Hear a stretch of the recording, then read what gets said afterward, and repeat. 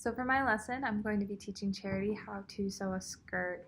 And this lesson is going to be divided into two parts, mainly because there's going to be a lot of information coming in, and she'll be learning a lot of new terms and vocabulary, new techniques, and I felt that it was inappropriate to throw that all on her at once. So I decided to divide it into two parts. The first part being at Joann's fabric store, where I'll teach her how to take body measurements, how to read the back of a pattern envelope, how to determine what size she is, how many yards of fabric to get, what kind of fabric to get, because when you walk into a Joann store, there's a lot of options. And then the second part will be the actual garment construction, and that'll involve actually learning how to read the pattern piece, what the markings mean, how to read the instructions and put the pieces together in the correct order so you have the most success and the most professional looking garment. Now, part of this lesson started a little bit before because she is in that stage of development, according to Erikson, that stage of role confusion versus identity. A lot of people, especially young females, use fashion as a way to define who they are, how to make a statement, how to really find their identity and express that. And so I really wanted Charity to have that opportunity to find something that she liked so she could kind of define herself, find her identity through her fashion, through her own clothes. And then it'll also help her be a little more intrinsically motivated to finish the project, because it's very common for beginners to start a project and become tired of it very quickly because it might take a little longer than what they might think. And so if she's intrinsically motivated and really wants to make the skirt that she chose with the pattern of fabric she chose, she'll have more success and she'd be more likely to wear it outside of just trying it on. And that's where a little more extrinsic motivation will come in. I originally had planned for her to be a part of the school's fashion show on July 14th. However, her schedule conflicted with that, so she won't be participating in that. But instead of that, I think it would be a really good idea to have a mini photo shoot with her, so she can kind of be confident in what she wore if she wants to post those pictures somewhere, to kind of be like, look what I did, I'm really proud of this. Just an opportunity for that kind of motivation. So she has something to look forward to after she finishes the garment beyond just wearing it. Next, so a lot of her choosing this is also a big part of the affective domain, that emotional response, because, like I said, it's her identity, it's who she wants to be, how she wants to define her style, her fashion.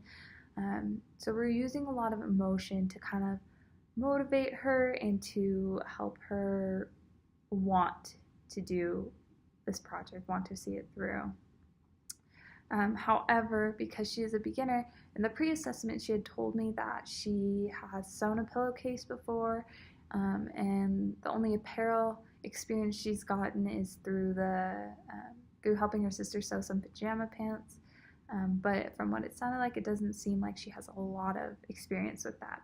And so her just knowing that she's going to be sewing with me can get her really excited, but we do have that degree of trait anxiety that just comes with knowing that. But then after that, we have her state anxiety, which will come in both parts 1 and 2 in different ways, and we'll talk about that a little bit later.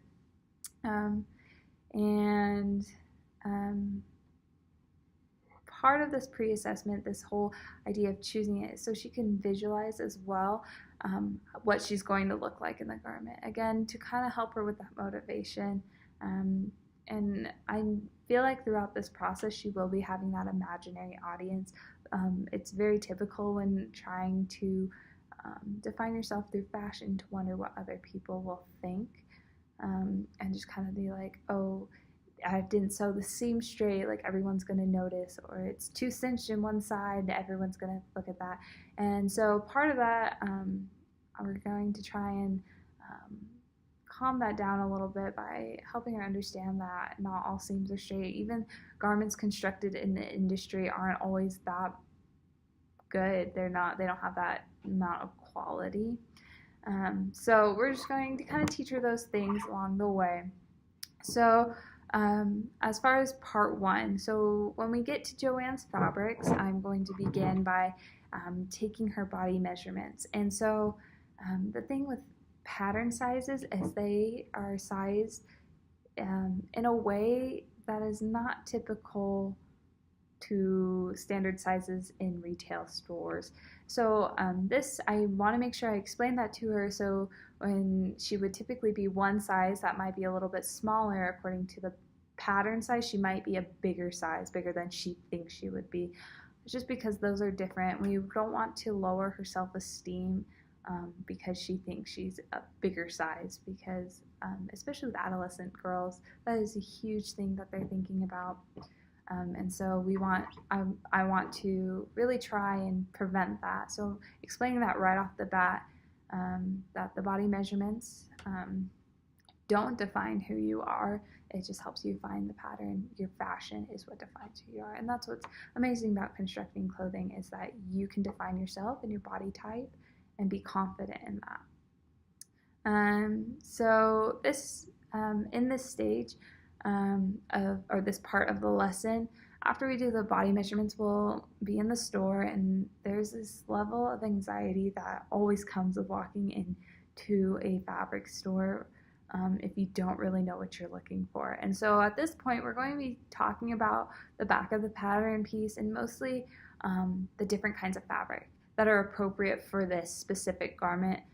If we had more time, I would totally talk about all the textiles, but just for the sake of time, we're just going to talk about the few good, more simple options that she can choose from for this particular skirt. So again, because she chose this skirt, I was hoping that would diminish a little bit of that state anxiety that comes from walking in the store, and just the fact that I'll be there with her to kind of guide her, teach her these things, to kind of lessen that state anxiety of being overwhelmed in a fabric store and wanting to sew something but not really knowing what to use. And I think just by being there and by helping her, that'll diminish it a little bit. And then just explaining why different fabrics are used in different ways for different kinds of things, I think that will help as well.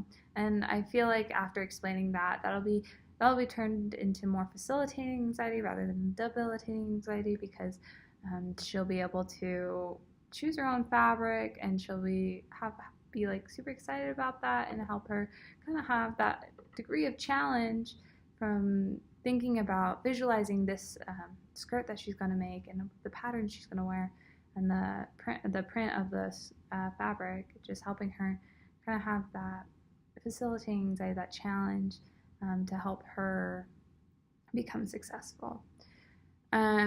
So a lot of this part of the lesson will also involve informative language, mostly because we won't be doing very much application. There will be minor forms of control language, but a lot of this part is just teaching her and helping her understand the different things that can go on in a fabric store when trying to choose fabrics and notions and different things like that. So that's where we're going to kind of gear more towards the cognitive domain.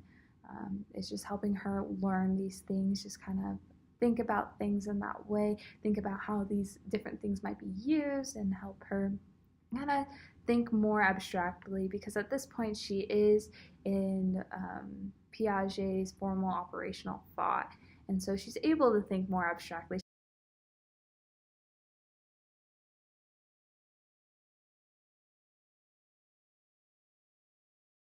So as far as prototypes, I feel like the pattern that she chose is a very good prototype pattern envelope. It has all the different measurements and notions and things. The only correlational characteristics that would be different on this is really just the front, the brand, and the pattern code. But typically the back on most patterns look exactly the same. And that is a defining characteristic of patterns. It's the yardage, the sizes, the body measurements, the notions, finished garment sizes. Those are what define what a pattern envelope should include. And there's many positive instances of these patterns.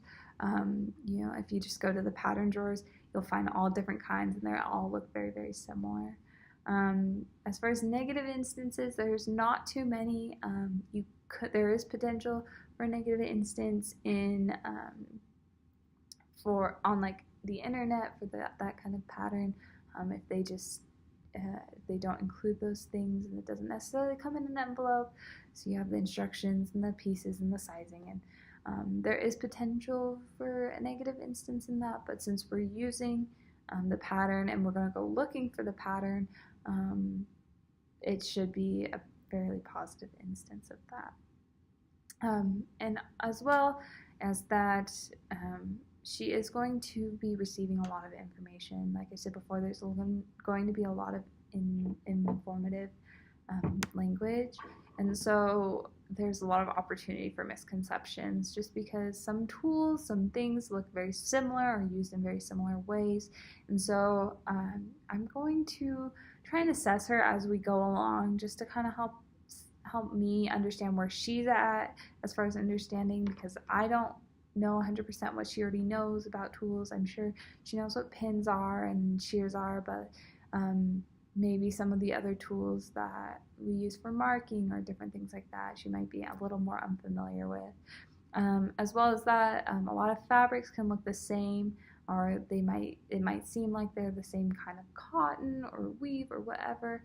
And so as we talk about those things, I'm going to, again, assess her a little bit, make sure she understands that everything that kind of feels one way is not necessarily cotton.